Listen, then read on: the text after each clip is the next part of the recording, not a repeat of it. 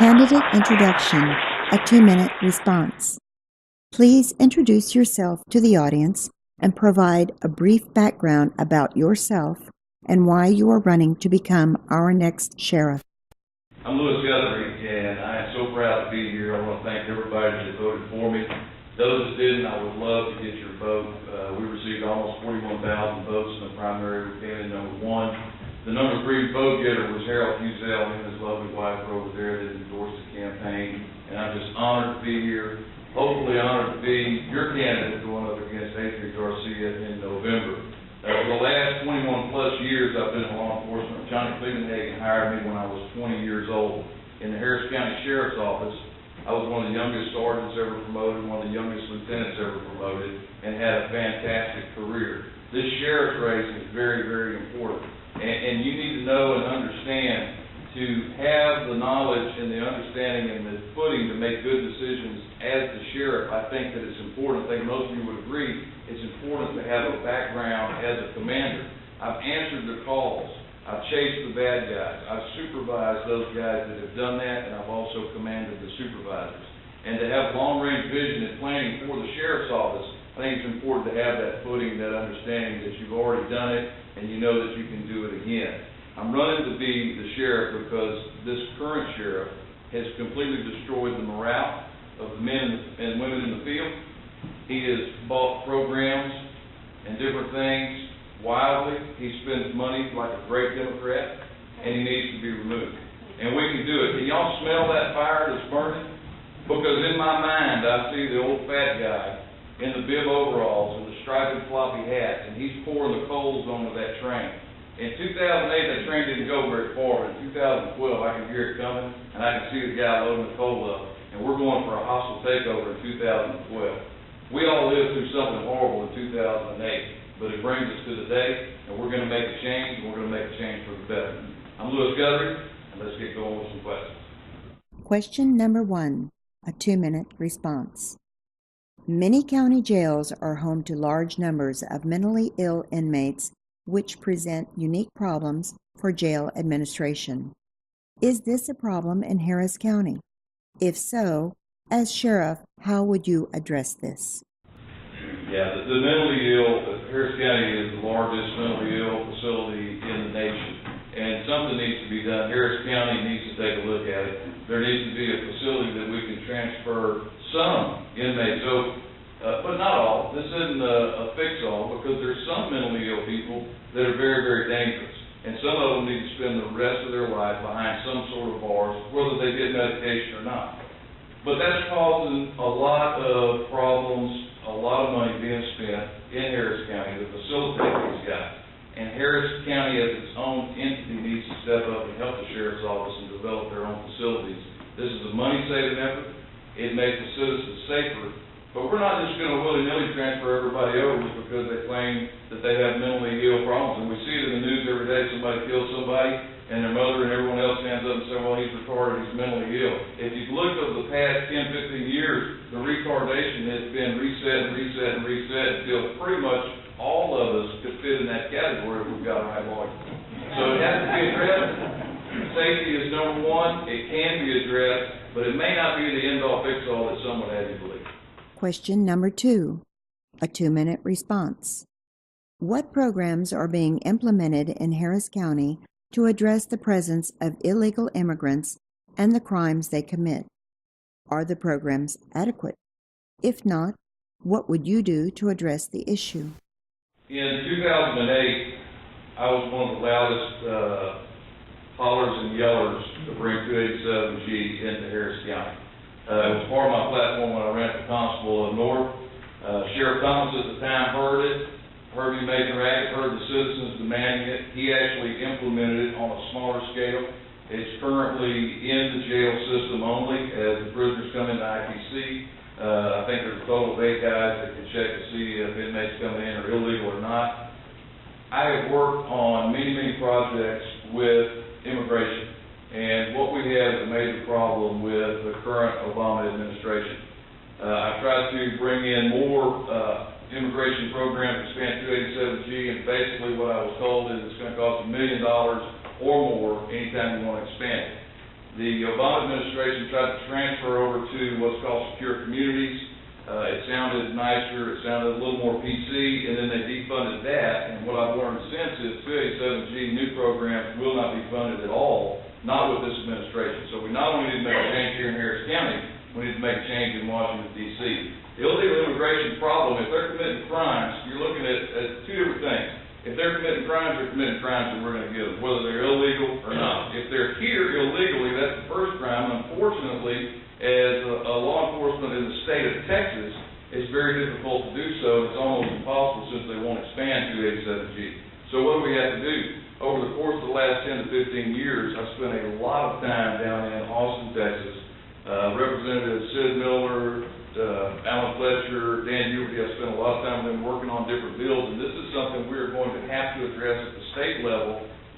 Even if we get a good Republican president, even if Mitt wins, we still need to address it at the state level because we don't know what's going to happen in 4 years, and if we drop the ball on it, we could be in the exact same position. You need a sheriff who not only knows how to get to Austin, but knows how to talk to the legislators and help them on bills. You've got to explain what the problems are, offer solutions, and then let them work it out in the bills and get the support. And I'm the guy that can do that.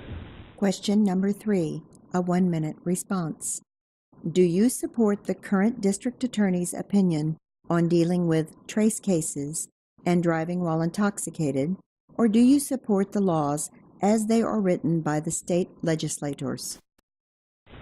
That's a great question. As a patrol officer, years ago, you would pull somebody over that looked rather unsavory who had violated some sort of state law while they're driving their motor vehicle. And then you might find a crack pipe that has been recently used or a syringe that had been recently used, but may not necessarily be loaded up with dope at that time. And we would take them to jail, and we've done it for a long time. As you get a little older and you get into supervision and command level and you reflect on the things that you have done, you wonder why, and you try and put all the pieces together. It is those guys with the empty crack pipe and the empty syringes that are breaking into your homes and your businesses in the middle of the day so they can load that pipe up again that evening. Now, I don't get to make the laws, but I do get to enforce them. And trace cases can put those people that are breaking in and making your lives unsafe and hurting your families and making you spend money and driving your insurance rates up. We can put them in jail that day. Is it a permanent fix? No. But if they're in the jailhouse, they're not coming into your house tonight. Question number 4, a 2-minute response.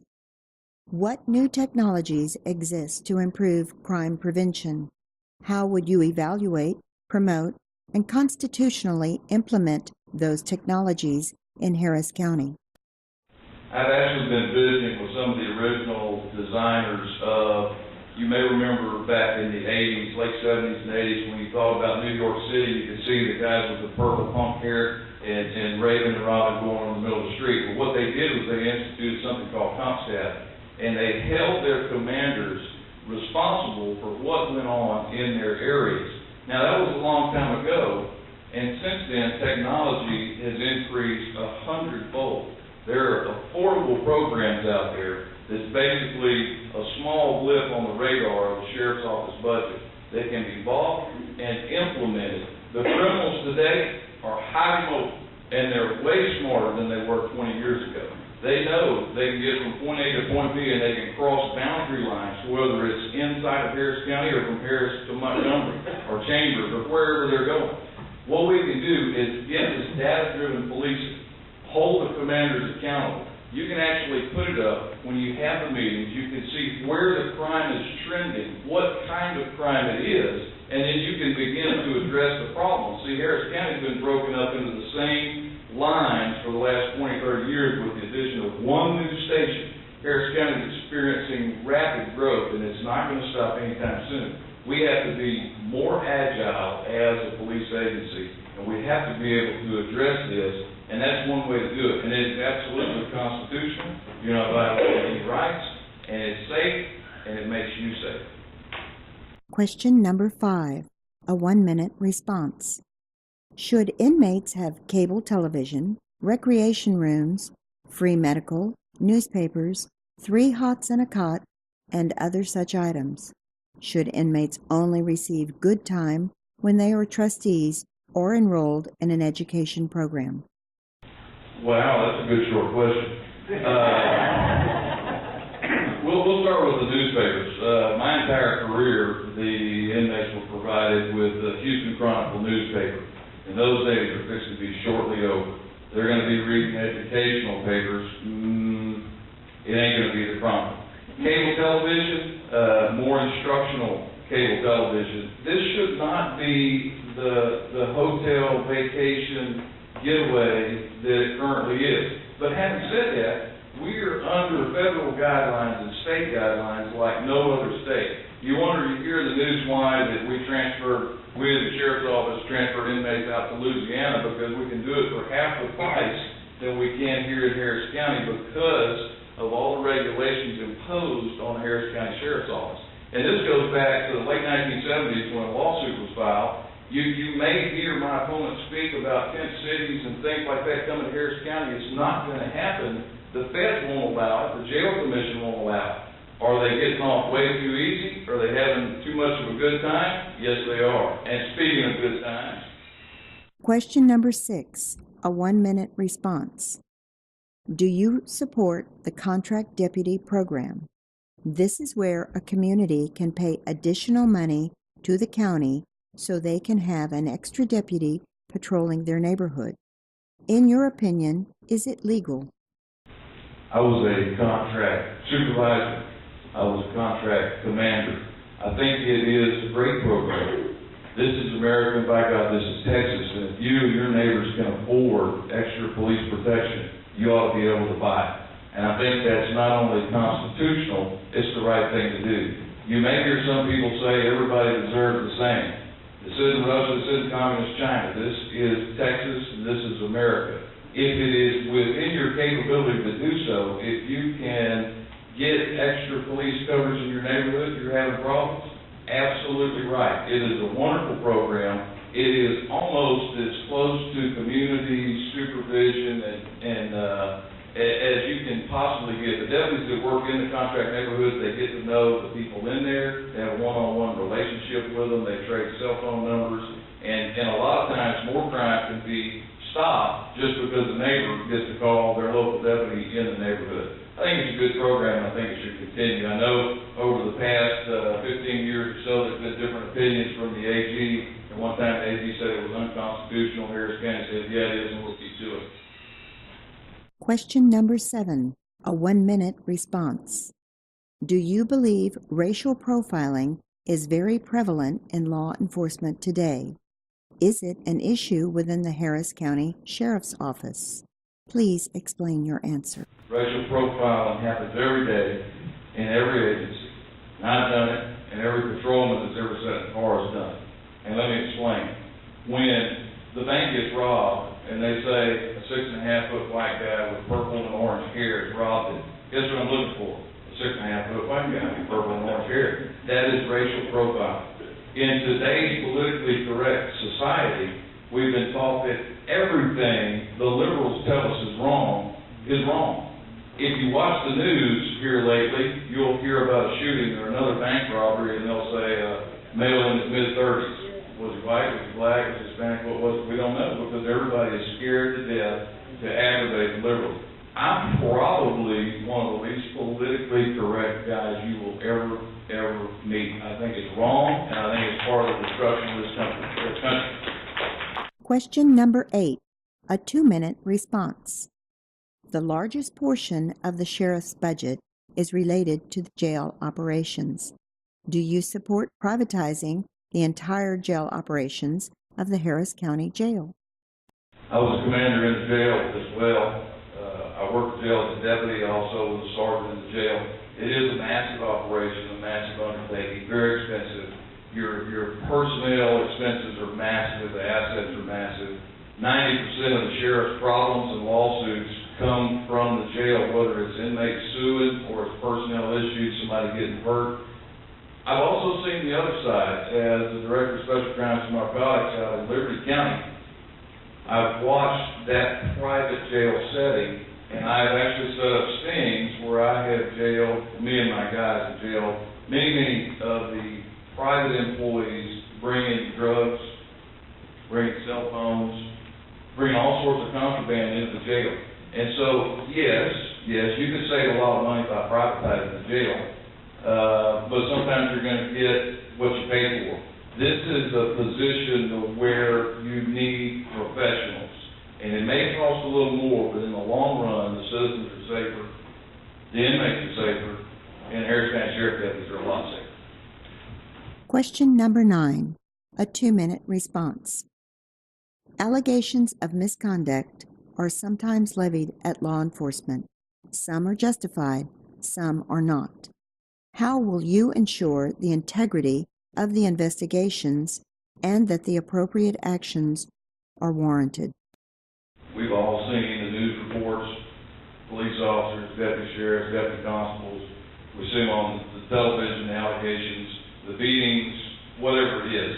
The first mistake sheriffs, constables, or chiefs of police always make is they will listen to Wayne Delfino tell them how wrong their officers are, and they'll jump out on TV and say, I agree, and they'll never work in the city of Houston or in Harris County again. And that's wrong, because you don't have to jump on the bandwagon. You can wait and take your time and see if there was misconduct. If there was, you take the appropriate action. I'll give you a quick story if I got time. I have a friend, I won't name names, he's in the entertainment industry. You all know who he is. When the case up north happened with the guy that shot the other guy because he was in the neighborhood and he was following, all y'all know who I'm talking about. When that first broke, I heard him on the air, and he was talking about murder.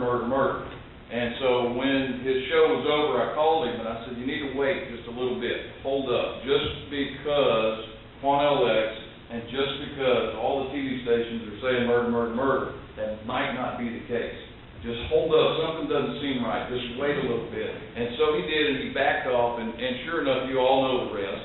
We know now that he had his head bashed in and he was fighting for his life. And so it's things like that. You don't have to be the first one to jump up and down and holler, fire that man, fire that woman, and throw them to the wolves. You just don't have to. You can wait and take a logical approach and actually see if they did anything wrong at all. Question number 10, a 2-minute response. You have made the news many times for large drug busts related to cartels. Do you think the war on drugs is a real war? If so, do you think it is a winnable war? The war on drugs is absolutely real. And if they would allow me to be the commander of the drug war, we could win it. They'll never do it, because to do so, you need to send troops at least 100 miles deep into Mexico. It's pouring across.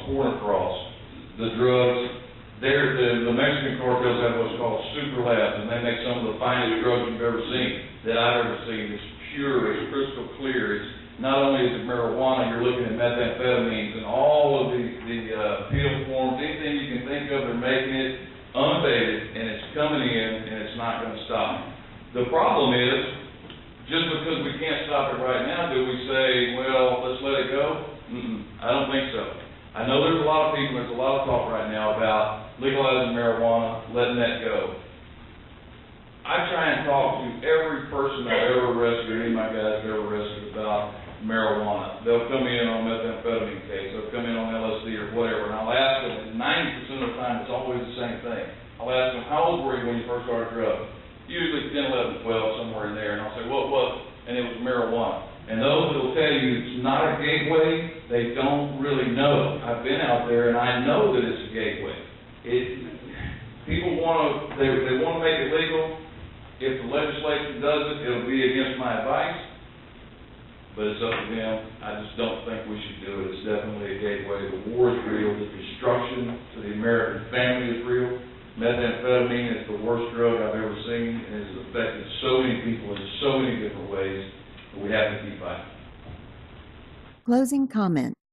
A 2-minute response. You will have 2 minutes to offer closing comments. This is an important race, as I stated earlier. Most of you have heard me speak. You know my qualifications. You know I have a degree in criminal justice management. You know that I have command experience. But it boils down to something a little more than that. This race is about who can beat Adrian Garcia coming up in November. There's two guys in the race. We both have R's by our names, but there's only one conservative in this race. My opponent in 2008, when Obama's train was cooking, and we were all getting a little scared, was actually working in a Democrat campaign and having fundraisers for the sheriff who he now says he wants to replace. Now, that doesn't make a whole lot of sense to me, but I can tell you, for my entire life, I voted Republican. I voted in Republican primaries. I voted in school board elections. All of that is very important. To vote one time or two times in your life just because you're running for office, a Republican does not make it. It's a little more than that. You need to know that the guy you're going to send up, the guy that's going to take control of the sheriff's office, if you can see where I've been, then you know where I'll go. It's not going to be a waffle. I'm not going to be a conservative today and a liberal tomorrow. I'll be the same. And I think you can understand, I think you'll know exactly where I'll be in 4 years from now. I'll still be the same Willis Guthrie, and I'd love to have your guys vote and support. Thank you.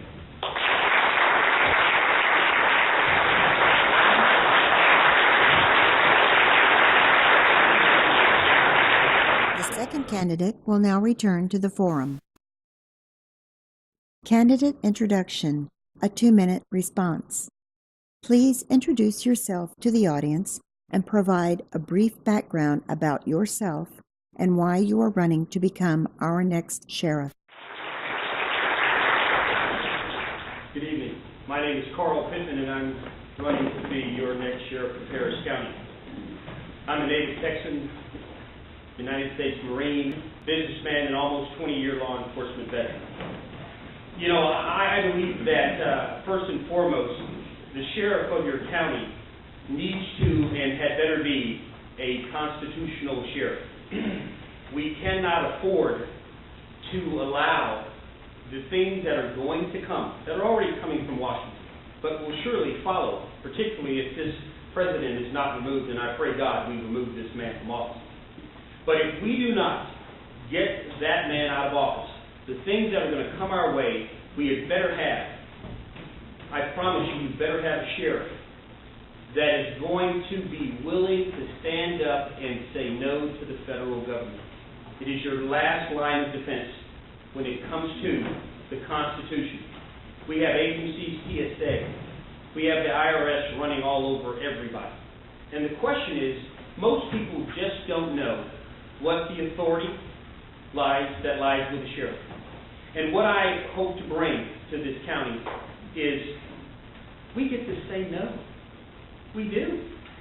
The federal government is not there to be our masters. In fact, we are supposed to be the masters of it. And so, with that said, I am running to be your sheriff because I truly believe in this country. I truly believe that it was founded, while not perfectly, but so incredibly close. And the fact that it has survived all these years, and to know that we have those folks in place that want to destroy it, I think we must stand up, and I will do just that as your sheriff. Question number 1, a 2-minute response. Many county jails are home to large numbers of mentally ill inmates, which present unique problems for jail administration. Is this a problem in Harris County? If so, as sheriff, how would you address this? Well, first, absolutely, it is a problem in Harris County. We have effectively the largest psychiatric hospital in the state. And we have a problem, some of our inmates in jail now, especially those getting some of the top-end psychotropic drugs, it's costing us nearly $500 a day to keep these people incarcerated. That'll get you a real fine hotel. And I don't think you ought to get that when we have law-abiding, tax-paying citizens who cannot get the same. So yes, it is a problem, and here's what I think we need to do about it. We need to take a look at these folks that are in jail, and let's figure out those that are there that are truly not a danger to us, are non-violent, misdemeanor offenders. We need to get those people out of our jail system as quickly as possible. There's halfway houses, there's all kinds of private places that are in the community, that are community-based, that we can get to partnership with the Sheriff's Office, because what we cannot do is waste our valuable space, waste your money to continue to provide a service that so many tax-paying and hard-working Americans cannot get. It's really just common sense. But as sheriff, what we've got to do, we've got to consider that people come to jail. These folks have spent most of their life, they're just completely consumed with narcotics. A lot of them come to jail. I think we have to have a proper protocol to determine the condition of these people before they came to jail. Just to suddenly come to jail and we need all these drugs and psychotropic things and all these other things, I think we need to have a way. If you're telling me that you were on drug A in the streets, there's probably some doctor out there that should have prescribed that to you. So we have to set something in place so we can determine what is going on when these people come to us, so we are not simply providing them drugs at your cost, at your money, using your money to do so. I think it's irresponsible, and I just think we can't continue to do that. It just costs too much money. Question number 2, a 2-minute response. What programs are being implemented in Harris County to address the presence of illegal immigrants and the crimes they commit? Are the programs adequate? If not, what would you do to address the issue? I think currently really about the only thing that this sheriff has that he is using and very likely using is the 287G program. And for those of you who are not aware of the 287G program, it's a program where local officers are trained and therefore empowered with certain federal police powers to address and deal with illegal immigrants in our jail system. What I think and what I know we must do, we must find a way. That system needs to be expanded. Now, with the current system in place and the current government in Washington in place, Ms. Napolitano, Secretary of Homeland Security, she has watered this thing down and she wants to get rid of it. I understand that. But just simply sitting back and saying that it's Washington's problem, it's not Washington's problem, it's our problem. It's their responsibility, but they keep heaping it on the states. And so what do we do about that?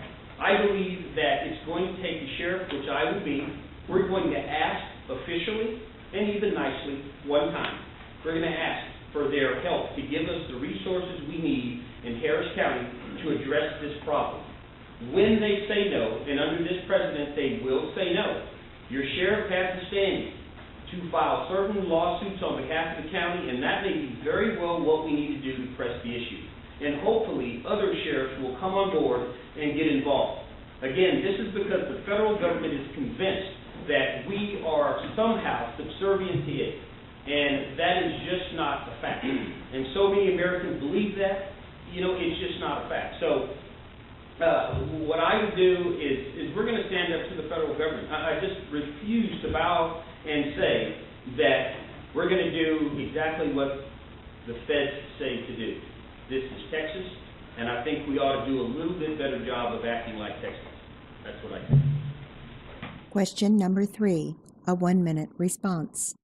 Do you support the current district attorney's opinion on dealing with trace cases and driving while intoxicated, or do you support the laws as they are written by the state legislators?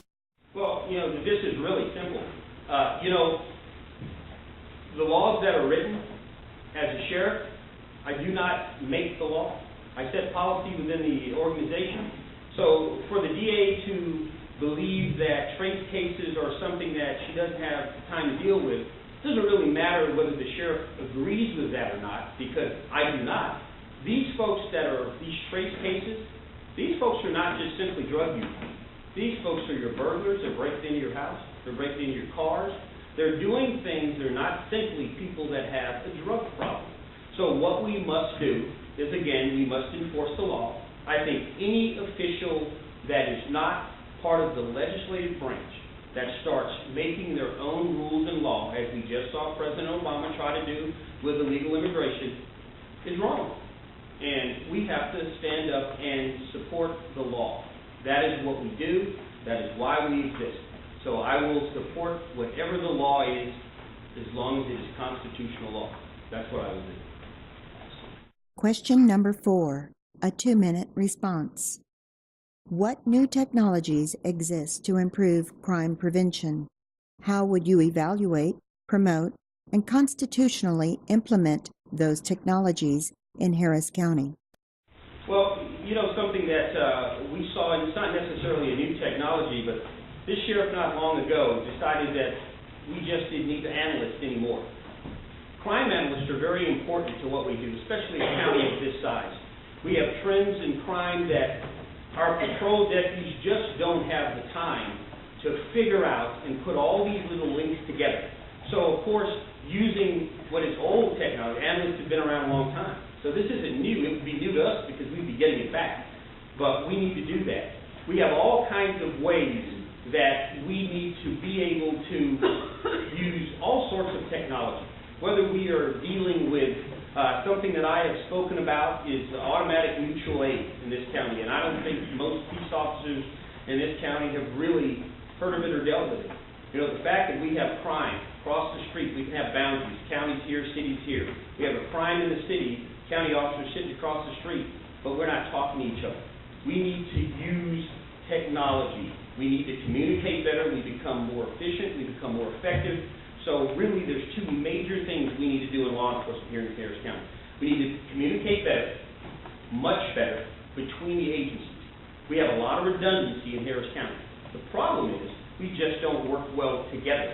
There's too many delays, and in this business, time equals life, and we can't afford to waste time doing this thing. So there are probably all kinds of law enforcement things out there. We have agencies around the country that are even using drones. The problem I have with drones is when you have a government that is going to use them for the wrong purpose. If we're using them to get us on station faster so we can see what's going on as it relates to a crime, I would be okay with that. But to simply have drones circling, looking in your backyards and your windows, I got a problem with that. Again, violating the Constitution, I just can't go with it. So that's my answer to that. Question number 5, a 1-minute response. Should inmates have cable television, recreation rooms, free medical, newspapers, 3 hots and a cot, and other such items? Should inmates only receive good time when they are trustees or enrolled in an education program? Okay, well, your question says should. And to most of that up there, no, they shouldn't. But of course, the U.S. Supreme Court has deemed that some of these things we're required to do. I'm reminded of my good friend and endorser out in Arizona, Joe Arpaio. He has to give them TV, but he lets them watch the Weather Channel and something else they don't want to watch. The point is, we can stay within the law and we can satisfy the law, but we don't have to take the criminal. And so, all of the things that I want to do, we're going to follow the law. The law says you get 2 visits a week, you're going to get 2 visits a week. That's just the way it is. The whole problem with jail is not jail anymore. I mean, we've got climate control that has to be, and we've got all these rules, and I understand they're the rules of the state that we have to deal with. But the problem is, we need to cut down on recidivism. And so many people are coming back to jail because jail is just not that tough anymore. You know, I want to put people out to work. I want to put some chains around your ankles. I want you to know that when you come to Harris County Jail, it's going to be not a pleasant experience. Question number 6, a 1-minute response. Do you support the contract deputy program? This is where a community can pay additional money to the county so they can have an extra deputy patrolling their neighborhood. In your opinion, is it legal? Well, I do support the program.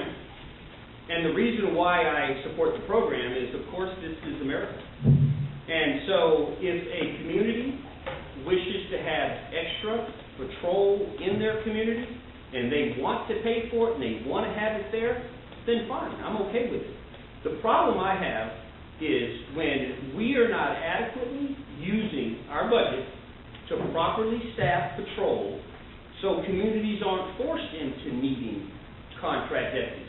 That's the problem. This is not trying to take anything away from the contract program. I mean, most communities that have them, they get to know their deputies.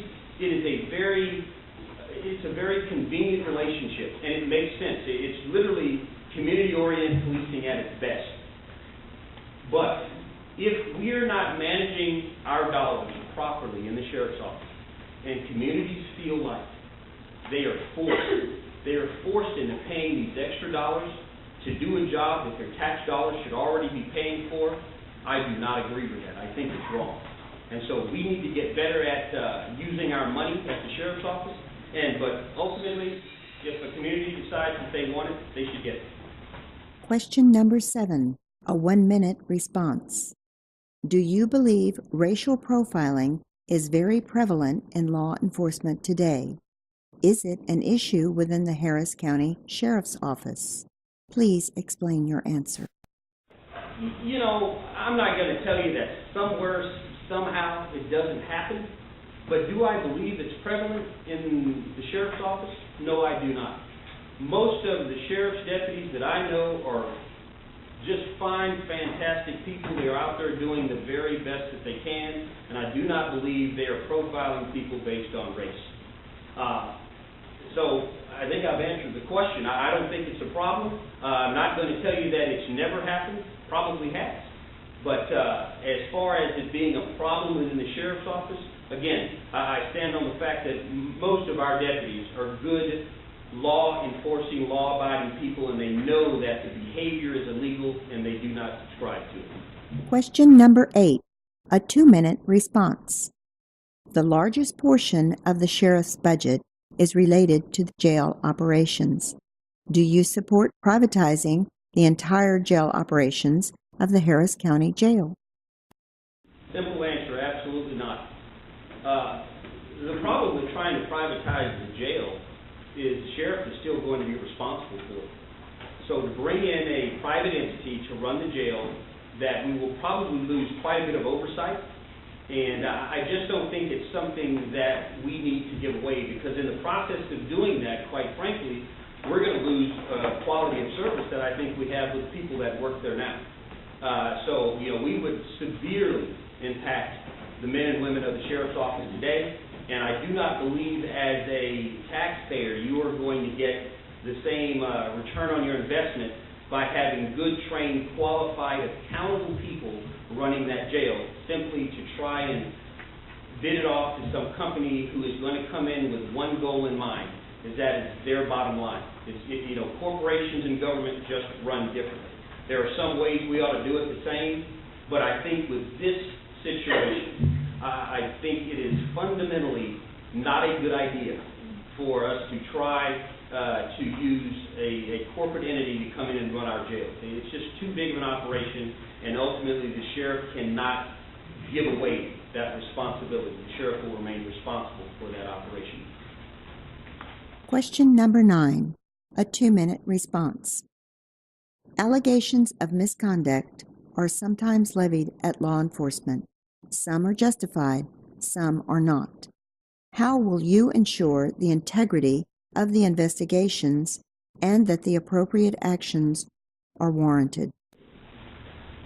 As a former internal affairs investigator with the sheriff's office, I can tell you for quite some time, under this sheriff and even under previous sheriff, the government code, the law of Texas, was not followed.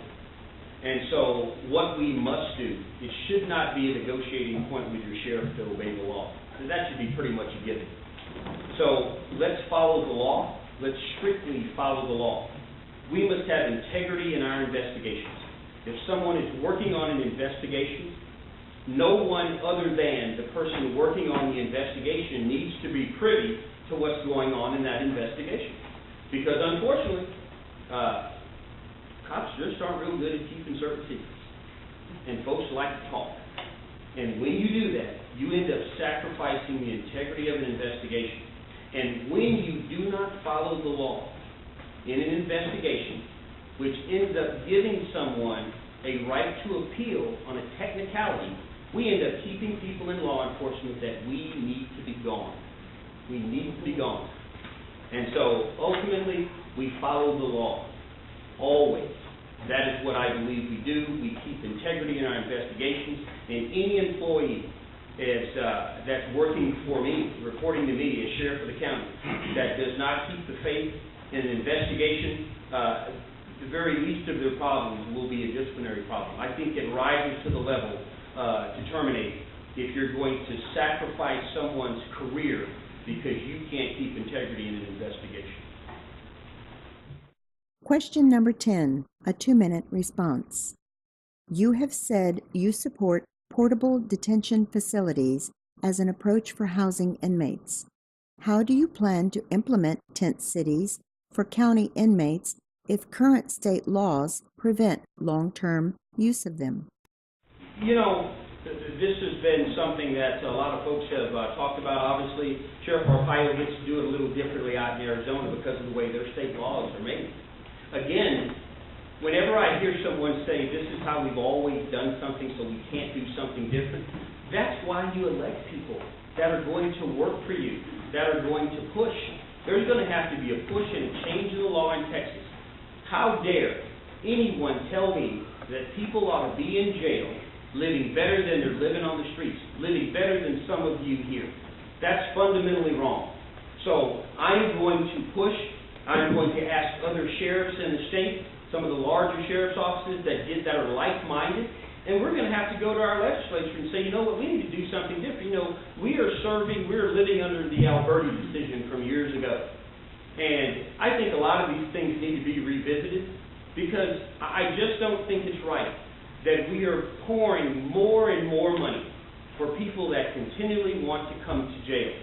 Jail needs to be jail, and so I can't tell you, today, right now, it does not exist to do what Arpaio is doing in Arizona. I can tell you, it does not exist.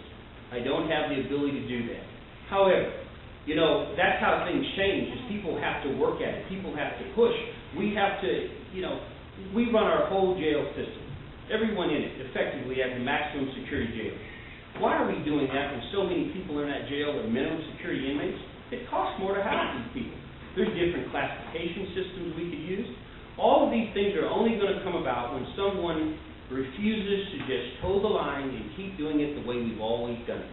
Yes, it's going to require someone to actually stand up and say, I think we need to do this differently, here's why, and here's the cost-benefit savings to the public to do it. Closing comment, a 2-minute response. You will have 2 minutes to offer closing comments. Again, thank you very much for, I've been out to this place, to this meeting several times, and I don't think I've ever seen it this full, so that's a good thing. You know, our country that we have, if we do not protect it at every turn, there is this constant chipping away at our liberty, this great republic that we have. It is being taken right out from under us. And so I would ask you to consider that when you are electing your sheriff, ask yourself, are you electing someone that truly believes in and will support the Constitution? Because talk is real cheap, folks. I tell you, it happens every day. We elect people all the time that tell you these great, wonderful things they love to do. But unfortunately, once they get in the seat, their vision becomes skewed, and they lose their backbone. And so what I tell you I will not do, I will not lose my backbone. I will stand up. I will do or try to do everything I've told you that I will do. Because the only way a sheriff gets to remain sheriff is by keeping his word. That's how it ought to work. Every elected official, hold them accountable. Hold me accountable. So if I've made a promise that I do not keep, well, I don't have to tell this crowd. I know I'll hear about it. But I'm asking you, hold your elected officials accountable. I ask you to do that for me. Thank you very much, and God bless you all. Please visit my website, carlforsheriff.com. Thank you.